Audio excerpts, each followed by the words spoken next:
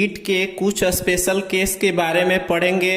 इसके बारे में हम लोग टेंस खत्म करने के बाद भी पढ़ेंगे। तो सिंपल भाषा में हम लोग जानते हैं, पहला जो है स्पेशल रूल, जब हिंदी वाक्य में कर्ता के बाद ही यानी सब्जेक्ट के बाद हिंदी में ही रहता है तब उस वाक्य का अनुवाद ईट के प्रयोग से बनाते हैं। जैसे मैं ही तो हूं, ही के बाद तो आए, उससे मतलब नहीं है, ही है ना सब्जेक्ट के बाद, तो इसको ईट के प्रयोग से बनाएंगे।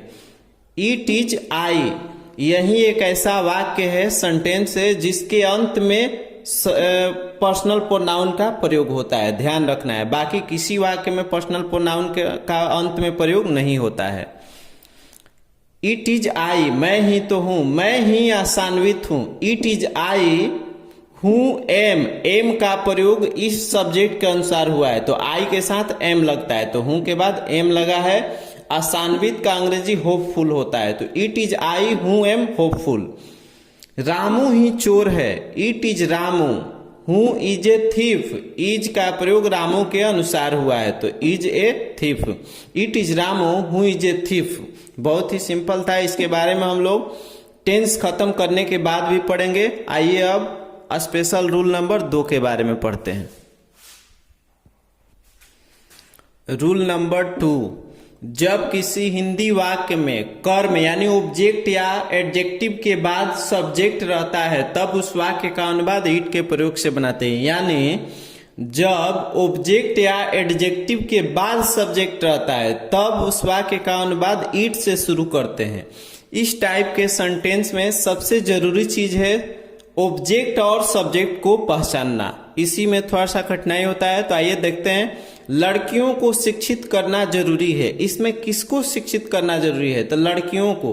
तो यहाँ पर जो लड़कियों है वह ऑब्जेक्ट है, इसको ध्यान रखना है। शिक्षित करना यहाँ पर सब्जेक्ट है। ये नहीं समझना है कि इसके अंत में ना है तो ये वर्ब है, नहीं, ये सब्जेक्ट का काम कर रहा है, शिक्षित करना। लड़कियों को शिक्षित करना जरूरी है। यहाँ पर लड़कियों ऑब्जेक्ट है और शिक्षित करना जो है सब्जेक्ट है।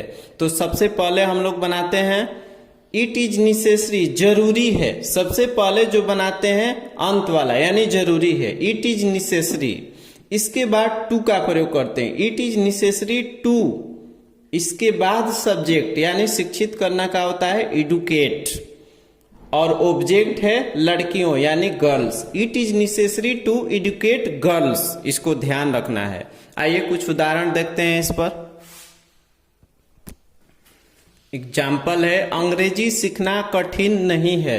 तो सबसे पहले ऑब्जेक्ट चुनते हैं, तो इसमें अंग्रेजी जो है ऑब्जेक्ट है और सीखना जो है सब्जेक्ट है। तो पहले बनाएंगे कठिन नहीं है, इट इज नॉट डिफिकल्ट। इसके बाद टू लगाएंगे, it is not difficult to. इसके बाद सब्जेक्ट, सीखना जो है सब्जेक्ट है तो लर्न, और अंग्रेजी का होता है English. It is not difficult to learn English. गरीबों को तंग करना मानवता और ईश्वर के विरुद्ध अपराध है। सबसे पहले बहुत ही सिंपल चीज है, इसमें हम लोग पहचान लेते हैं कि कौन ऑब्जेक्ट है और कौन सब्जेक्ट है। तो यहाँ पर गरीबों सब्जेक्ट नहीं, एडजेक्टिव है, ये एडजेक्टिव है। तो हम लोग रूल में लिखे थे कि एडजेक्टिव के बाद जब सब्जेक्ट रहता है या ऑब्जेक्ट के बाद सब्जेक्ट रहता है, तो यहाँ पर जो हम लोग बनाएंगे मानवता और ईश्वर के विरुद्ध अपराध है, तो इसका अंग्रेजी होता है मानवता और ईश्वर के विरुद्ध crime against humanity and God. तो बनाएंगे it is crime against humanity and God. मानवता, ह्यूमैनिटी मतलब मानवता और गॉड मतलब ईश्वर, विरुद्ध का अगेंस्ट होता है, अपराध का क्राइम होता है। तो it is crime against humanity and God. उसके बाद टू लगाते हैं, सब्जेक्ट इसमें है तंग करना, तो उसका होता है भेक्स। गरीबों को, तो इसमें द लगा देंगे पुअर से पहले, तो इसका जो है प्लुरल बन जाएगा। हम लोग जानते हैं प्लुरल कैसे बनाया जाता है, गरीबों का, अमीरों का, इसी टाइप से हम लोग बनाएंगे।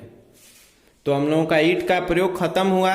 नेक्स्ट क्लास में हम लोग देयर का प्रयोग सीखेंगे।